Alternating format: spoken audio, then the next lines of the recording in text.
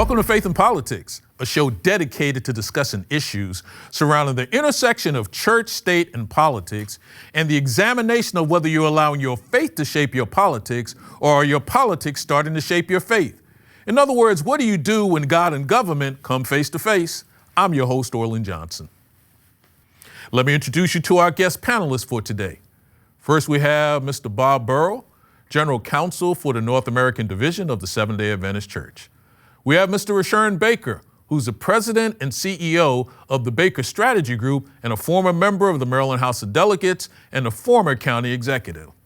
We have Dr. Wilmer Leon, a nationally syndicated columnist and a regular contributor to national and international television news programs and newspapers. And we also have with us Dr. Amilcar Grosso Jr., professor of philosophy, ethics, systematic theology, and law at Washington Adventist University. Gentlemen, great having you here with us and looking forward to our show. You know, when most people think about the Ten Commandments, they probably think about the Bible. But apparently you can look at the Ten Commandments from a secular purpose. You know, millions of American kids are returning to school very soon, and in the classrooms they are going to attend are going to be decorated with carefully curated displays, images, pictures, and posters.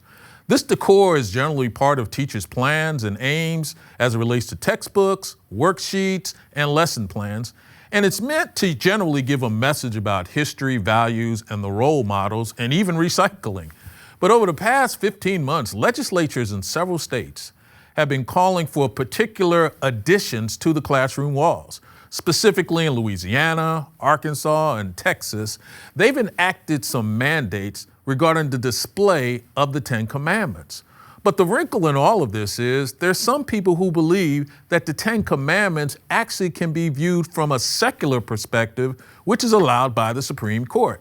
You know, Bob, when I take a look at some of these cases and these instances talking about putting the Ten Commandments up, and then you have other arguments that are being made to say, maybe this is really secular and not really biblical. Are we really playing games here? What's really going on? And what are we supposed to do when we hear these things? Thanks, Orlin. Well, you know, I've followed this a little bit, and you're right, it's been the last 15 months or so, and I see that those who are proponents of having the Ten Commandments posted in school as having two goals. One is to overthrow stone or poke some holes in it, which is the Supreme Court case that essentially found unconstitutional the display of the Ten Commandments. Mm-hmm. And the other is, I think people who want to overthrow stone see the current Supreme Court as perhaps a friendly Supreme Court. And the other goal, I think, is that, you know, it's a sort of a conservative backlash against what some conservatives see as, whether real or imagined, the promotion of an ideology in the public schools that is contrary to their faith. Those are the two goals I see in this.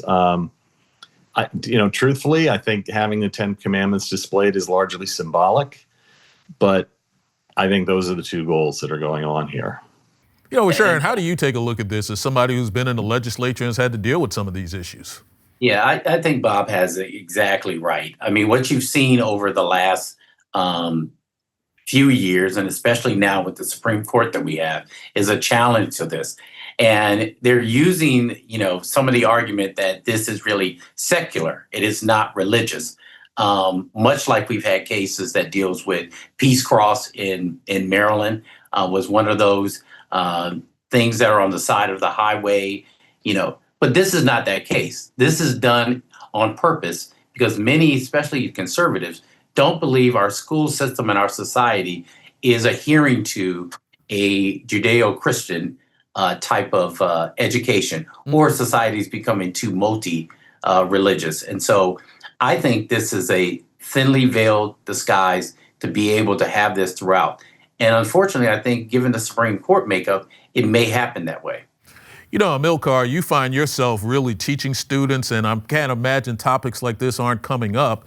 But the reality is that, you know, it's getting even more specific. It's not just put the Ten Commandments up, but we wanted this font, We wanted this location.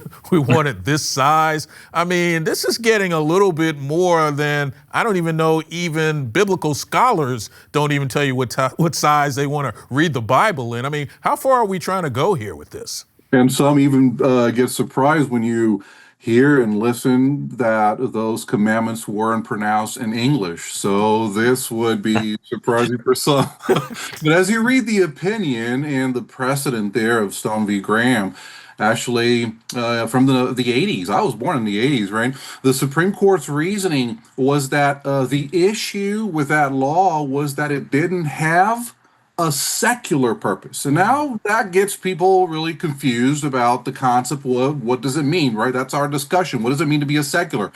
Secular here doesn't mean anti-religious. It simply means non-religious. In constitutional law, secular purpose just means that the government must have a non-religious reason for its actions.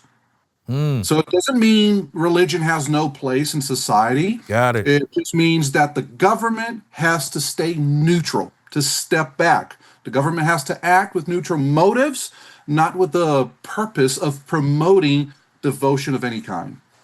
So, Leon, do we see this as being neutral? It seems as though when people hear about the Ten Commandments, I mean, they're not just thinking about Charlton Heston in a movie. They're thinking about a Bible. They're thinking about something else. And it sounds like that's what these legislators are hoping for.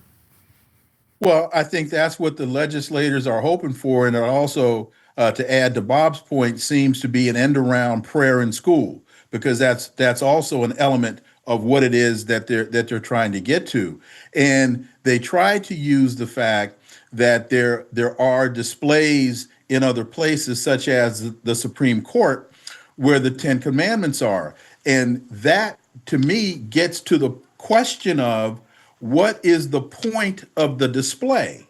Because when you look at the display, for example, in the Supreme Court, Moses and the Ten Commandments are not there in a non-secular purpose. They're not there to promote Christianity. They're there as part of a broader historical display to show the development of law over time. And so I think Hammurabi is there. The Prophet Muhammad, may peace be upon him, is there, much to the dismay of many Muslims, because to have a display of the Prophet is in their context sacrilegious. And also because you have the Ten Commandments in the Supreme Court, because that's there for a historic purpose. And from what I recall, in the display in the Supreme Court, not all 10 commandments are listed. It's only 6 through 10, which many believe to be the most secular elements of the Ten Commandments. So their argument there when they try to bring the Supreme Court in, I believe, is a bit specious. 6 through 10 probably is more of the what I call the sensible to the secular mind command. Whereas the first 4 are about our relationship with God. I think, the fact that this is being promulgated in our schools is really significant. Having a display in the Supreme Court, I'm sure there are children that go through there and tour, but in the schools, particularly the elementary schools, that's where children are developing their ideas. And I think there is a sort of a nefarious undertone of trying to, push a particular religious agenda. Now, I believe in the Ten Commandments. I have no problem with it, but in a public school, I'm not sure it's appropriate.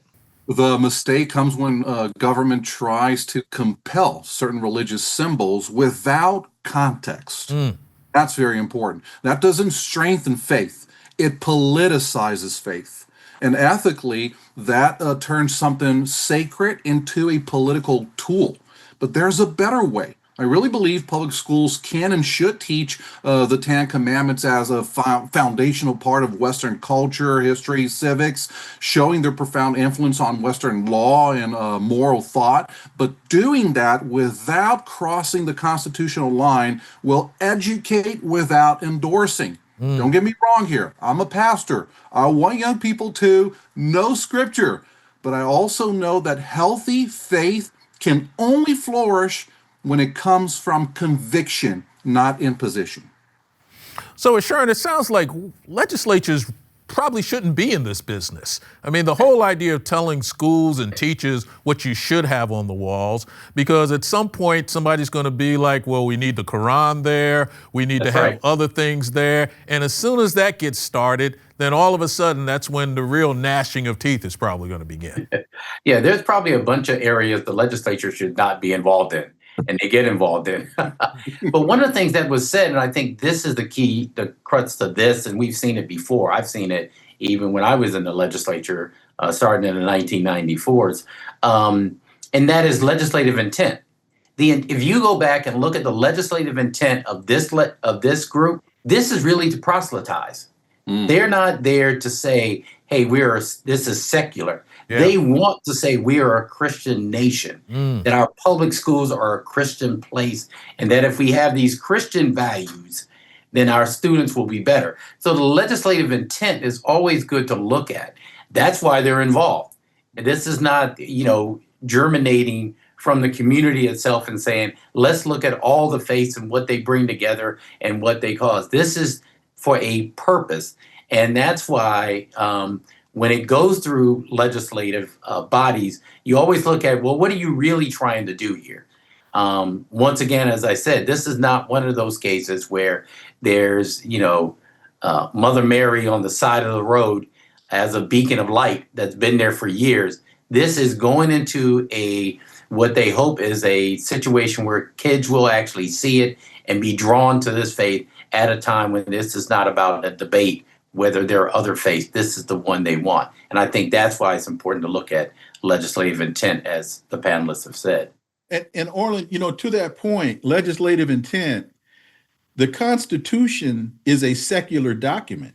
God is referenced in the Declaration of Independence, but God is not referenced in the Constitution. Good point. A lot of these so-called evangelicals and these Southern Baptists and all these other folks that want to wrap themselves in the Constitution saying, we must do this, we are a Christian nation.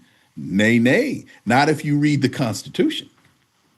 Well, when you look at all of these points, I think one of the things that's really critical, we want to be a nation, obviously, that's going to always protect individuals and their religious beliefs, but we don't want to be a nation that starts telling you which are one of the good religions and which ones are the bad religions. And the moment you start putting things in place that are the foundation or the tenets of a religious organization, it's going to be very difficult to make the argument that we're putting this in here for secular reasons, for historical reasons, when reality we're putting in there for biblical reasons.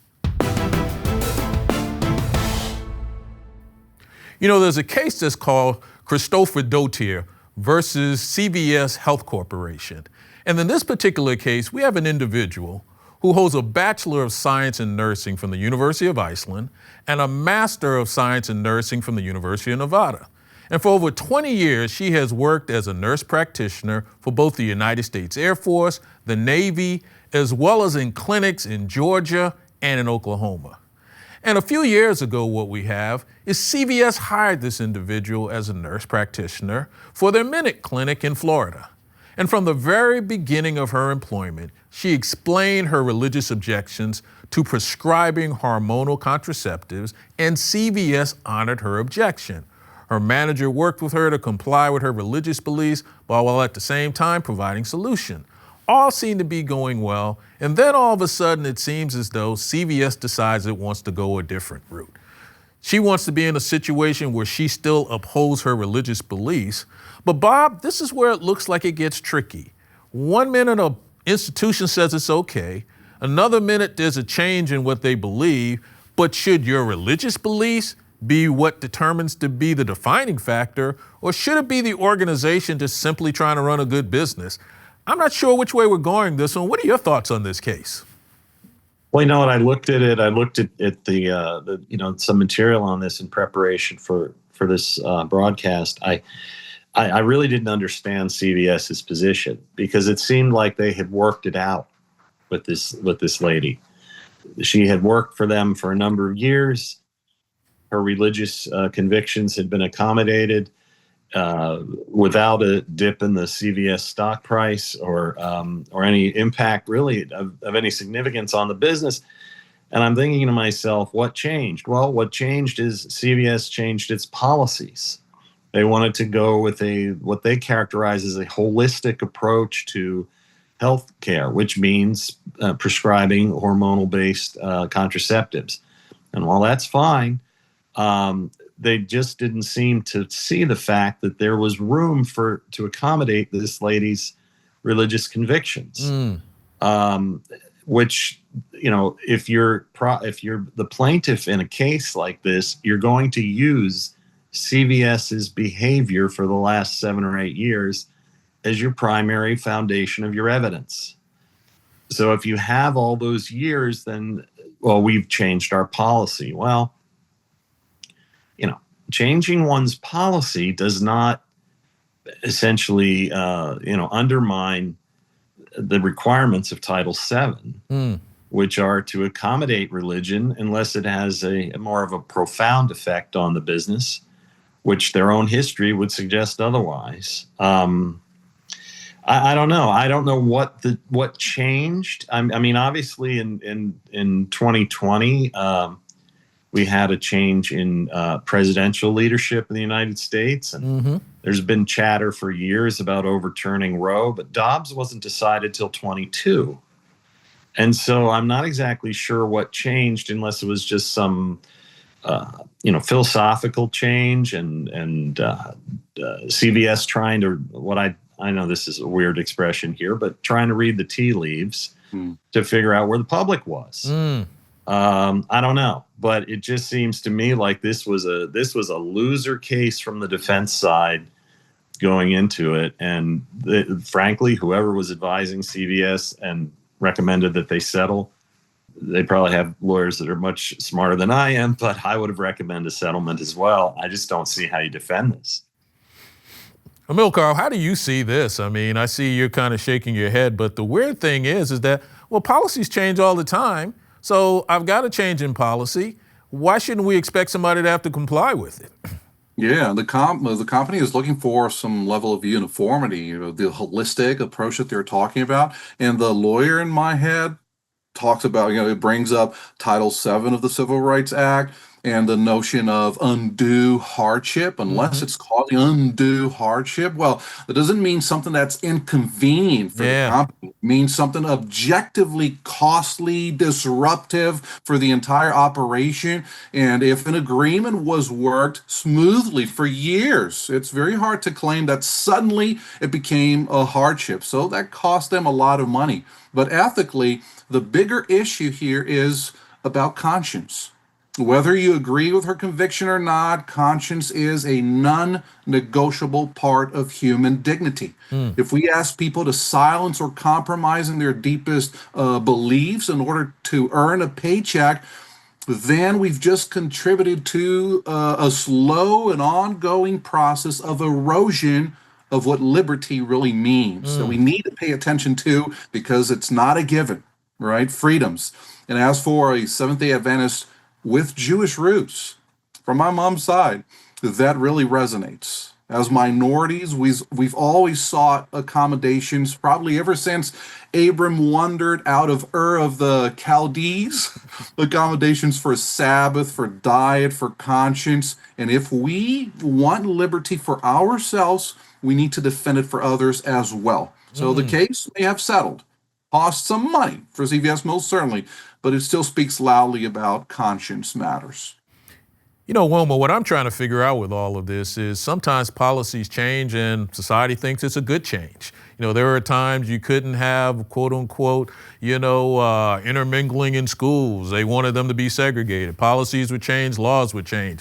How do we draw the line when it's good policy or bad policy if it happens to conflict with one's conscientious beliefs or being, something that just is thrown out there just because it seems like it makes sense? Well, that's a good question. And one of my areas is policy. And I always tell my students, when I'm teaching it, we always have to be sure we understand the difference between the theoretical and the practical. Because when you're developing policy, there are a whole lot of things that sound pretty good until you actually try to implement them on a very broad scale. Yeah. And then you wind up with nothing but a mess on your hands. To Bob's point about the change in the CVS position, I wonder, was there a change in management? In terms of executive level management? Yeah. I don't know the answer to that question, but in listening to Bob, it just made me wonder, did a new CEO come in? There's a new sheriff in town, and this is how we're going to operate going forward. It also, reading this also made me ask the question about the difference between a right and an accommodation. Because AJ talked about accommodations, and what can happen over time is you can start to interpret your accommodation as something you now become entitled to. And CVS has the right to change their policy. And the final question for me on this is, when you look at the job description, did they ask for a Christian nurse? Did they ask for a Muslim nurse? Did they ask for a Buddhist nurse? And so at what point, because we're talking the practice of medicine here. Yeah. So at what point do your religious convictions intersect with and possibly impact the transmission of medical information that a patient needs to have so that the patient can make as informed of a decision as possible? And if, as a Christian, you have problems with your conscience conveying certain information, then maybe you need to go work somewhere else. Rashawn, sounds like we're getting messy here, and people are being told maybe you need to go someplace else. But one of the other interesting things that's brought up is there was a time where a corporation was just, quote unquote, this living entity. But corporations now are starting to reflect who the leader of the corporations are. Yes. And that's where it starts to get a little tricky now. Somebody new comes in with different religious beliefs or in charge. They all of a sudden want to change policies to coincide with what they may believe. Is that part of the problem that we're having, or is there really nothing we can do about that either? No, I think that is part of the problem of what we're having. What Wilmer just said, and I absolutely agree with him, it sounds correct, and it is, except for the fact, if we go back to what AJ and what Bob said, and that is, at the very beginning, they had this policy. Right. They knew this person, and they accommodated her, given the fact that as a organization, we're going to accommodate you. So whether the leadership changed or not, at the very beginning, they knew what the facts were. And if they had treated her that way at the very beginning, they wouldn't have had this issue, because they would have had, they would have dealt with it. But once they made accommodations, they weren't losing money. There were no mass protests. There wasn't any of these things. I think simply somebody, and I do agree, I think someone came in who was new, looked at society and said, let me just decide which way the pendulum is swinging. Much like people do today when we're more conservative in the United States than we have been. People are guessing where the rights are going. But at the bottom, the problem with CVS is they knew where she stood, they knew what their policy was, and they made an accommodation. And now it's coming back to bite them. And so now what happened is, correctly, they settled. So I think that's the issue that they face now, is that something they should have flushed out in the very beginning, they didn't. And now they're changing it, maybe because of new leadership, or they were guessing at the time. Well, if I could just jump in, and Sure. that's a really good point on the new policy and whether it was a reflection of senior management, new senior management, or what have you. The part of the policy that I think is tough to wrap my arms around is that, not that they were going to provide hormonal-based contraceptives, and I think the morning after pill. It's that everyone on the staff had to, engage it and prescribe it and all of that. It wasn't that a situation where if this lady that was the plaintiff in the case, didn't prescribe it, some patient would be deprived of information or a product.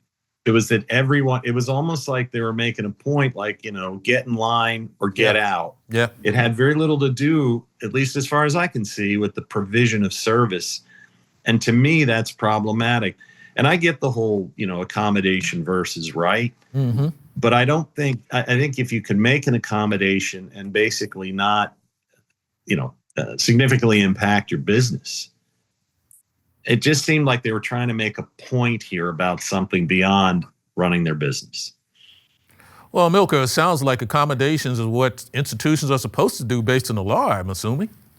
Yeah, that's the principle. But as our colleague just mentioned, you cannot take that need for accommodation as a right now to do whatever is possible. So there is a tension that needs to be kept in a way that, just like, and I can see a common thread here, that liberty is fragile when either government or private power ignores conscience.